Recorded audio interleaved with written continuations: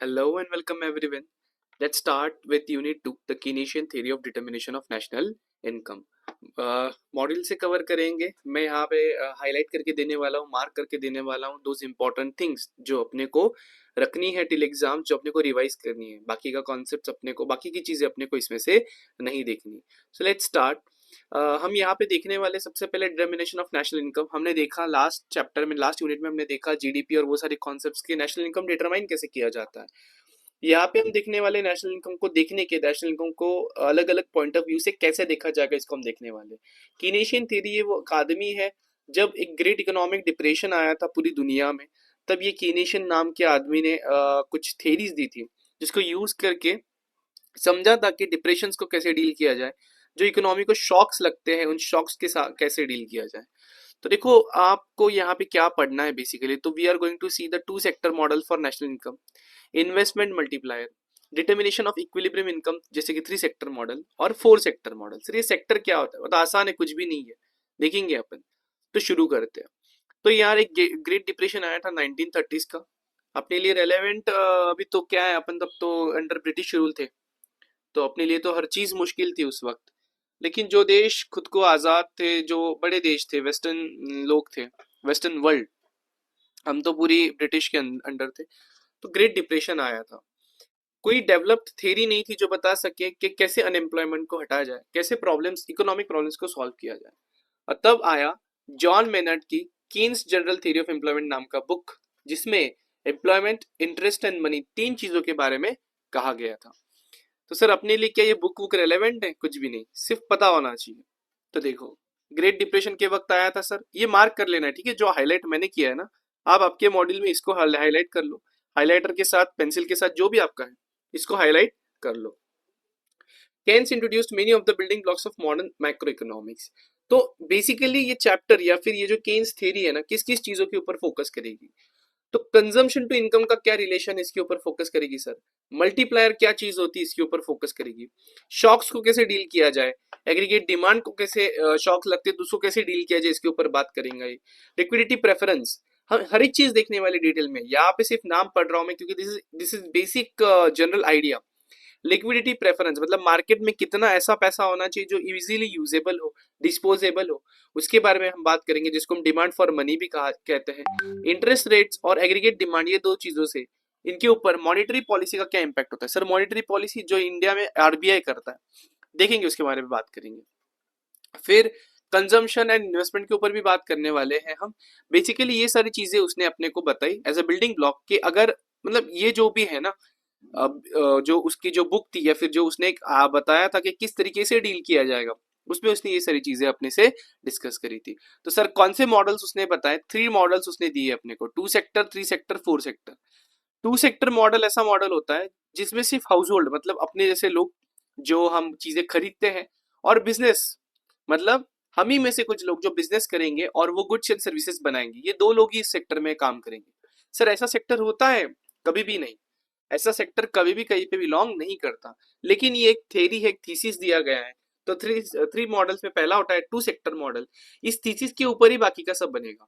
कभी भी देखो, हमारे देश में हम जैसे लोग होते हैं, हाउस होल्ड जो चीजें कंज्यूम करेंगे, सरकारें होती है जो हमें सर्विसेज प्रोवाइड करेंगे, बिजनेसेस होते हैं जो गुड्स एंड सर्विसेज को बनाएंगे, और फॉरेन सेक्टर होता है जो इन्वेस्टमेंट लाएगा। तो ये 4 पे चलता है 4 सेक्टर मॉडल सर। तो 2 सेक्टर मॉडल्स जनरली एग्जिस्ट नहीं करता, लेकिन कॉन्सेप्चुअल क्लैरिटी के लिए, अपना जो बेसिस बिल्ड करने के लिए 2 सेक्टर मॉडल्स को पढ़ना बहुत जरूरी है।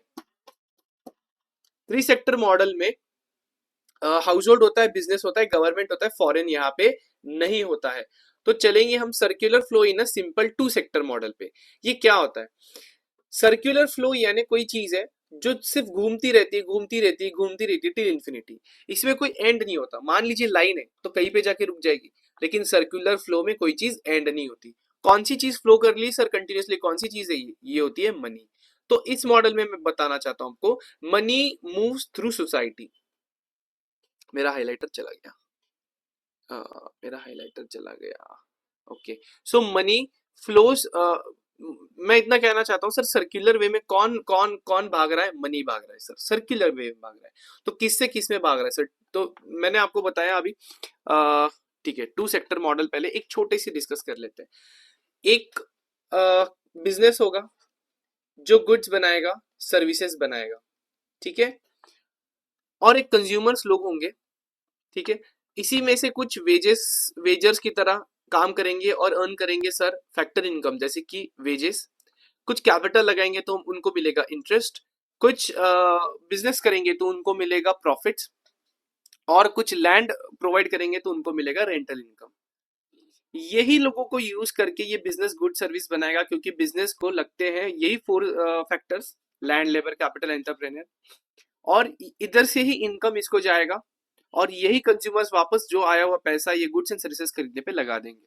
मैं सिर्फ इतना कहना चाहता हूँ सर, बिजनेस गुड सर्विसेज बनाएगा, ठीक है, और जो कंज्यूमर्स लोग होंगे ना वो इस बिजनेस में काम करेंगे ताकि गुड सर्विसेज बने, बिजनेस से इनको पैसा मिलेगा, और ये कंज्यूमर लोग उसी पैसे से, उसी फैक्टर की इनकम से गुड सर्विसेज खरीदेंगे।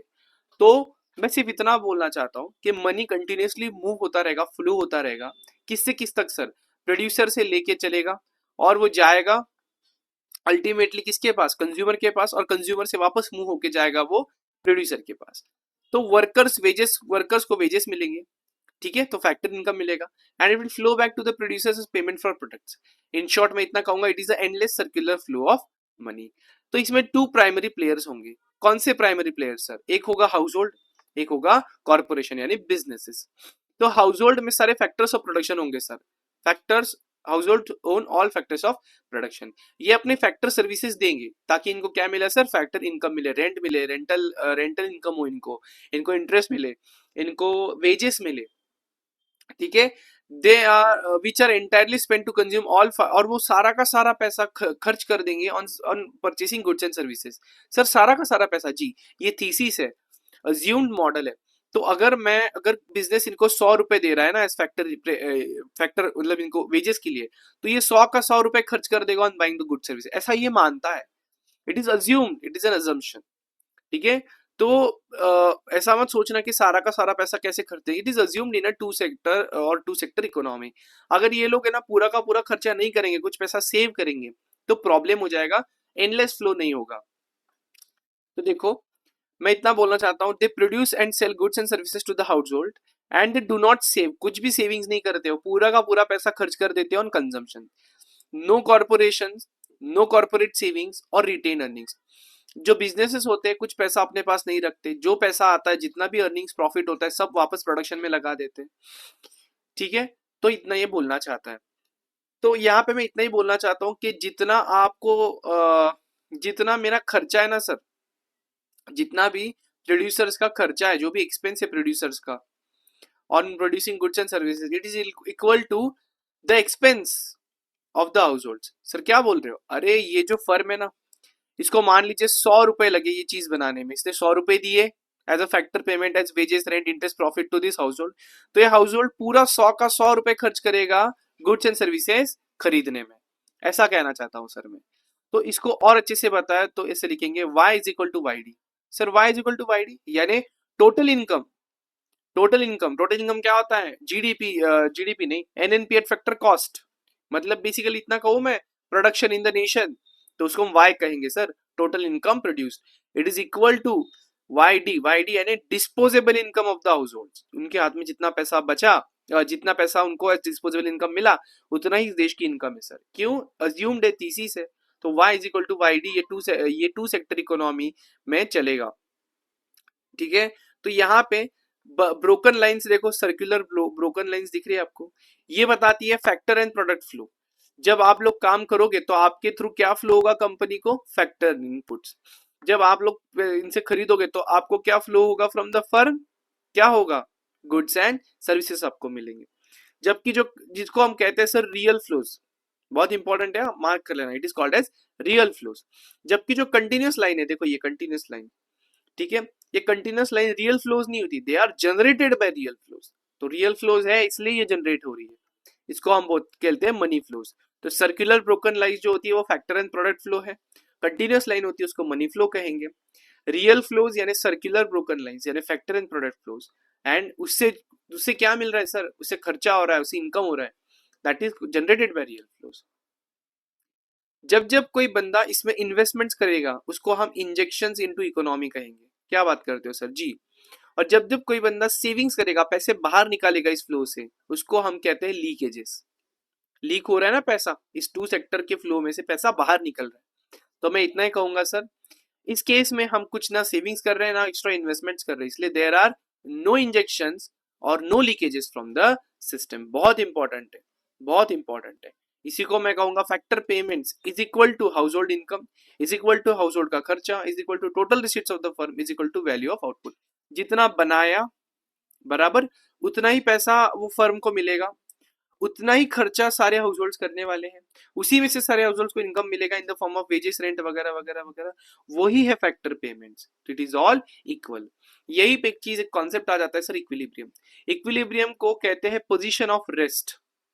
क्या कहते हैं, जहां पे सब चीजें शांत हो जाती है।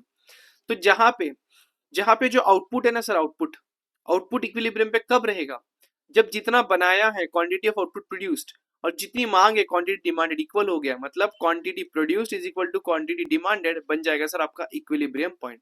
कौन सी इकोनॉमी के लिए सर, टू टू वे जो अपनी ये थी ना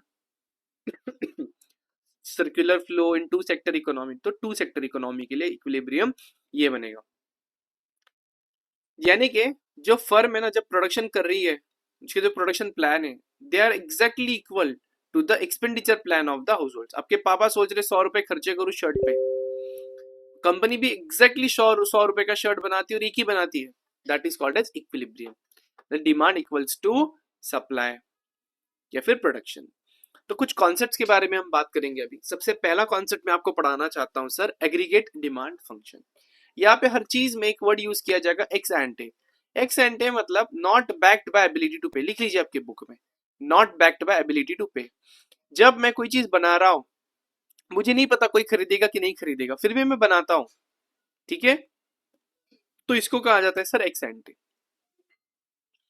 तो aggregate demand is what economist called total planned expenditure.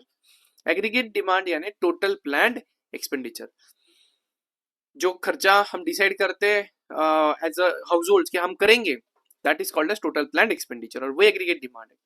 So the ex ante aggregate demand for final goods or aggregate expenditure consist of only two components. Ex ante demand जो होती है, aggregate demand जो होती है, उसके दो ही component होते हैं sir. X ante aggregate demand for consumer goods, यानी कि हम लोग जो खरीदते हैं consumer goods. X ante aggregate demand for investment goods, investment यानी मशीनरी वगैरह, हम खरीदते हैं कोलगेट का paste, that is consumer goods sir. लेकिन अगर हमने मशीन लिया जो पेस्ट बनाता है, तो it is called as investment goods. तो इकोनॉमी में दोनों तरीके के गुड्स बनते हैं। तो ex ante aggregate demand for consumer goods plus ex ante aggregate demand for investment goods add कर दोगे तो आपको एग्रीगेट डिमांड मिलेगा सर। तो इसको शॉर्ट फॉर्म में लिखा तो ऐसे लिखोगे एडी प्लस सी प्लस आई। लेकिन आपने तो सर अभी बोला इन्वेस्टमेंट्स बहुत कम है मार्केट में। जी हाँ, तो इन्वेस्टमेंट्स कम मतलब एकदम जीरो नहीं हो जाते, लेकिन वो कांस्टेंट रहते हैं। तो मैं ऐसा कहूंगा, ये जो वेरिएबल आया ना सर मेरा इन्वेस्टमेंट, ठीक है, ये कांस्टेंट रहेगा शॉर्ट रन में। क्यों सर, लॉन्ग रन में टेक्नोलॉजी चेंज होंगी, लॉन्ग रन में डिमांड बढ़ेगी, पॉपुलेशन बढ़ेगा। तो शॉर्ट रन में इन्वेस्टमेंट जो बनाने वाली मशीन है, जो इन्वेस्टमेंट है, सरकार इंफ्रास्ट्रक्चर वगैरह बनाती है, तो ये शॉर्ट रन में सर कांस्टेंट रहेगा। तो एमसीक्यू 100% बनेगा शॉर्ट रन में। टू सेक्टर इकोनॉमी में आय का क्या रोल है, तो लिखना है शॉर्ट रन है sir. Short run aggregate demand function में एडी प्लस सी प्लस आई, जहां पे आय को ऊपर एक ऐसा लाइन मार के लिखेंगे सर हम कांस्टेंट इन्वेस्टमेंट। तो इसको दूसरे तरीके से कहूँ ना, तो मैं कहूंगा कि शॉर्ट रन में, in the short run aggregate demand depends largely on the aggregate consumption expenditure. इसके ऊपर ज्यादा डिपेंड रहेगा सर। क्यों, अरे मेरे भाई ये तो कांस्टेंट है। अगर ये कांस्टेंट है तो एग्रीगेट डिमांड बढ़े घटे किसकी वजह से घटेगा, बढ़ेगा सिर्फ कंजम्पशन एक्सपेंडिचर की वजह से बढ़े या घटेगा। फिर आता है सर कंजम्पशन फंक्शन। अभी हमने बात करी डिमांड फंक्शन की, ओके, एग्रीगेट डिमांड फंक्शन की, तो डिपेंड करता है consumer goods and investment goods. अभी मैं बात करूंगा कंजम्पशन फंक्शन की। कंजम्पशन फंक्शन जो होता है ना, ये रिलेशन स्टडी करवाएगा अपने को बिटवीन एग्रीगेट कंजम्पशन एक्सपेंडिचर जो अपन लोग करते हैं house holds and aggregate disposable income. मतलब क्या सर, अपने पास कितना इनकम आएगा और उसमें से हम कितना खर्चा करेंगे जिसको हम कंजम्पशन बोलेंगे, और कितना हम लोग सेव करेंगे इसको हम बोलेंगे सेविंग्स। देखो, जब इनकम जीरो होगी, जब भी इनकम जीरो होगी, तो आपने कभी किसी को दिखा है कि इनकम जीरो है फिर भी वो कपड़े नहीं पहन रहा है, खाना नहीं खा, देखो खाएगा वो कपड़े पहनेगा, लेकिन वो बहुत चीप करेगा। मतलब ऐसा कभी नहीं होगा कि इनकम जीरो है लेकिन कंजम्पशन भी जीरो है, कभी नहीं। सर्वाइवल के लिए अपने को कंजम्पशन करना ही पड़ता है। इम्पॉसिबल है कि अपना कंजम्पशन जीरो है। तो इवन व्हेन इनकम जीरो रहेगा ना, कंजम्पशन चलेगा। तो मैं अगर ग्राफ निकालता हूँ सर, ग्राफ निकालता हूँ, तो मेरी इनकम भले ही जीरो हो सर, मेरी इनकम भली, अगर मैं कंजम्पशन यहाँ पे लिखता हूँ ना, अगर ये 10 है 20 है, मान लीजिए 10 किलो चावल 20 किलो चावल एग्जाम्पल, अरे इनकम भली मेरी जीरो है सर, मेरा कंजम्पशन फिर भी 10 से ऊपर रहेगा। क्यों सर? अरे मैं सर्वाइव ही नहीं कर पाऊंगा। तो हमेशा याद रखना, इनकम जीरो भी रहेगी ना सर, इनकम जीरो भी रहेगी तो भी कंजम्पशन चलेगा। और consumption is always a function of income. क्यों? इनकम जैसे जैसे बढ़ेगी कंजम्पशन भी बढ़ेगा। तो income is always a consumption is always a function of income. अभी कभी भी याद रखना, इनकम अगर मेरी घट जाती है ना, इनकम कम होती है, तो मेरा जो कंजम्पशन है ना वो जीरो नहीं होता है, वो कुछ ना कुछ रहेगा। तो मैं यहाँ पे ऐसा बोल सकता हूँ कि ये वाले पॉइंट पे मेरे पास पैसा नहीं है कुछ भी, क्योंकि मेरी इनकम जीरो है, फिर भी मेरा कंजम्पशन है। तो या तो मैं मेरे पुराने पैसे जो मैंने बचाए ना वहां से मैं पैसे निकालूंगा, या फिर मैं लोगों से क्या करूंगा, लोन ले लूंगा, बोरो कर लूंगा। जब भी मैं उधारी करता हूँ ना उसको डिस सेविंग कहते हैं सर। मैं मेरा पैसा बचाऊं तो सेविंग से, उधारी कराऊं तो डिस सेविंग से। तो जब इनकम कम हो ना सर, इनकम कम हो, जीरो हो, तो भी कंजम्पशन कभी जीरो नहीं होता। तो उस मोमेंट पे consumption will be more than income, क्योंकि इनकम तो जीरो है। और तब हम डिस सेव करेंगे, पैसा नहीं बचाएंगे, क्योंकि अपने पास पैसा है ही नहीं बचाने को, हम बोरो करेंगे।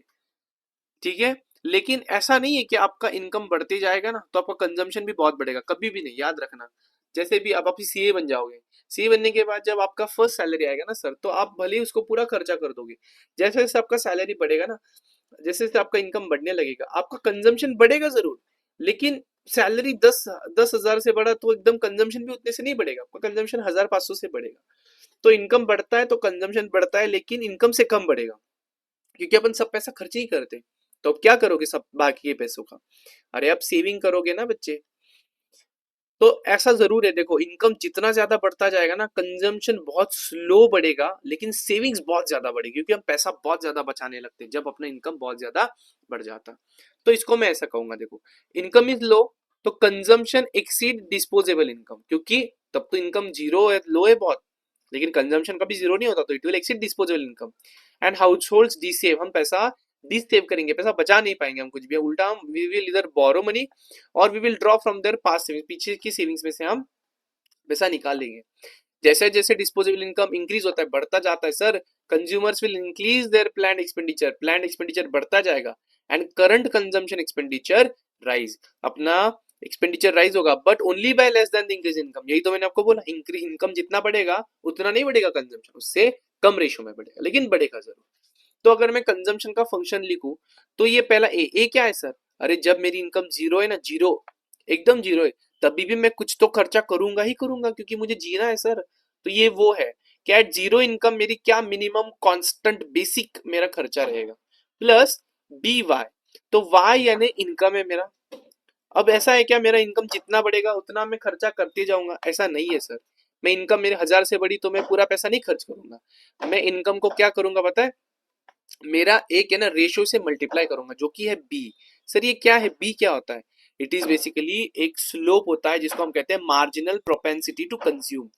मतलब जैसे मेरी इनकम 100 थी, अब हो गई 120। 100 की इनकम थी ना, मान लीजिए तभी मैं 100 का एक्सपेंडिचर करता था, पूरा खर्चा करता था, लेकिन अब मैं करता हूँ 105 का। तो आप एक डिफरेंस देख रहे हो, इनकम 20 से बढ़ा लेकिन खर्चा सिर्फ 5 से बढ़ा। तो इसको मैं कहूंगा 5 डिवाइड बाय, अगर मैं 20 करता हूँ, 5 1 5 4, 0.25, तो मैं कहता हूँ 0.25 is my marginal propensity to consume. मतलब इनकम में कितने बढ़ाव से कंजम्पशन में कितना बढ़ाव हुआ, इसको गिनने का तरीका होता है मार्जिनल प्रोपेंसिटी टू कंज्यूम। तो मेरी इनकम जितनी सी भी है ना सब, जितनी भी मेरी इनकम है उसमें से इतना ही रेशो में खर्चा बढ़ाऊंगा सर। तो वो बस इधर इससे मल्टीप्लाई कर देना है तो आपको आ जाएगा कंजम्पशन। तो कंजम्पशन निकालने टाइम पे याद रखना, कंजम्पशन निकालते टाइम आपको क्या करना है सर, आपको क्या करना है, इरेज नहीं हो रहा, ठीक है। कंजम्पशन निकालते टाइम आपको क्या करना है सर, सबसे पहले ए लेना है, ये आपका बेसिक मिनिमम उतना खर्चा है जो आप करोगे ही इवन एट जीरो इनकम। और फिर आपकी इनकम बढ़ेगी, पूरा तो पूरा नहीं लेंगे तो उसको मल्टीप्लाई कर देंगे with the slope that is B, marginal propensity to consume. इसको ग्राफ पे निकालना चाहता हूं सर मैं, ग्राफ पे। तो देखो अगर यहाँ पे मैं इनकम लिखता हूँ, कंजम्पशन लिखता हूँ, इनकम जीरो है तो भी मेरा कंजम्पशन कुछ तो रहेगा।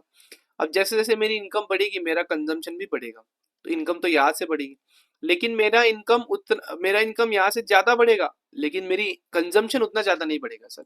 मैं इसको इनकम बोलूँ, इसको कंजम्पशन बोलूँ? तो देखो यहाँ पे ना ये वाले पार्ट पे मेरे पास 0 रुपीज इनकम है, फिर भी मैं कंजम्पशन कर रहा हूँ, इसको मैं बोलूंगा डी सेविंग। मैं पैसा यहाँ पे उड़ा रहा हूँ बोरो करके। यहाँ पे देखो कंजम्पशन इतना ही है लेकिन इनकम ज्यादा है, तो यहाँ पे पैसा मैं बहुत बचा रहा हूँ, यहाँ पे सेविंग्स हो गई मेरी। और ये जो स्लोप है ना सर, स्लोप, कभी भी किसी चीज पे आप बैठ जाओगे, ऐसी ऐसा मान लीजिए ऐसा इस पे बैठ गए, यहाँ पे आप बैठ गए, आप कहीं पे किसी साइड पे स्लाइड हो गए? कभी भी नहीं होंगे, नहीं होंगे आप स्लाइड। लेकिन मान लीजिए मैंने आपको ऐसे इधर बिठा दिया, तो देखो आप स्लाइड हो जाओगे। तो जितना ज्यादा, और इसके इधर यहाँ पे बिठा दिया तो एकदम से गिर जाओगे। तो इसका स्लोप सबसे ज्यादा इनफाइनाइट स्लोप है, इसका स्लोप ज्यादा है। और जो ऐसा होता है इसका तो स्लोप ही नहीं, क्योंकि यहाँ पे आप स्लाइड ही नहीं होंगे। समझ रहे हो? तो इसी स्लोप को जब आप कंजम्पशन के लाइन पे गिनोगे ना, यहाँ पे चेंज यहाँ से लेके यहाँ तक कितना चेंज हो, इसको हम कहते हैं sir marginal propensity to consume, यानी change in consumption divided by change in income. मतलब कंजम्पशन में कितना फर्क हुआ चेंज इन इनकम से, दैट इज योर बी यहाँ पे। Okay, so consumption function is A B Y. Okay, A plus B Y. C होता है एग्रीगेट कंजम्पशन, वाई होता है टोटल डिस्पोजेबल इनकम जो आपकी है। A is a constant term, that is basically आपका जब जीरो इनकम है तभी भी आपका कितना आप कंजम्पशन कर रहे हो। बी यानी क्या है सर? स्लो फंक्शन है, marginal propensity to consume. By default है ना, जितना पैसा आपके पास आने वाला है या तो आप कंज्यूम करोगे या तो आप सेव करोगे। तो there can be the marginal propensity to consume या फिर there can be marginal propensity to save, बराबर। तो मैं ऐसा कह सकता हूँ इसकी एडिशन हमेशा 1 रहेगी, यानी 100 रहेगी, 100% रहेगी ना। या तो मेरे पास पैसा आएगा तो मैं इसको या तो सेव करूंगा, मतलब मेरे पास 100 रुपए आ गए, मैंने 10 रुपए खर्चा कर दिया तो 90 सेव कर लिए, तो एनीवेज दिस टोटल इज 100। तो marginal propensity to consume plus marginal propensity to save is always 1। तो एमपीसी को हमने बी बोला ना सर, बी, तो MPS will always be 1 minus B. याद रखना ये आगे काम में आने वाला है। तो देखो सर, ये कंजम्पशन फंक्शन का लेवल है, ठीक है। देखो यहाँ पे इनकम मेरी जीरो है, फिर भी मैं यहाँ पे कुछ कंजम्पशन कर रहा हूँ सर। तो यहाँ पे ये जो ए है ना सर, ये मेरा बेसिक वो खर्चा है जहाँ पे इनकम जीरो है तो भी मैं कर रहा हूँ। यहाँ पे डिस सेविंग है, मेरे पास कुछ भी पैसा बचेगा, बचता है ही नहीं, उल्टा मैं बोरो कर रहा हूँ।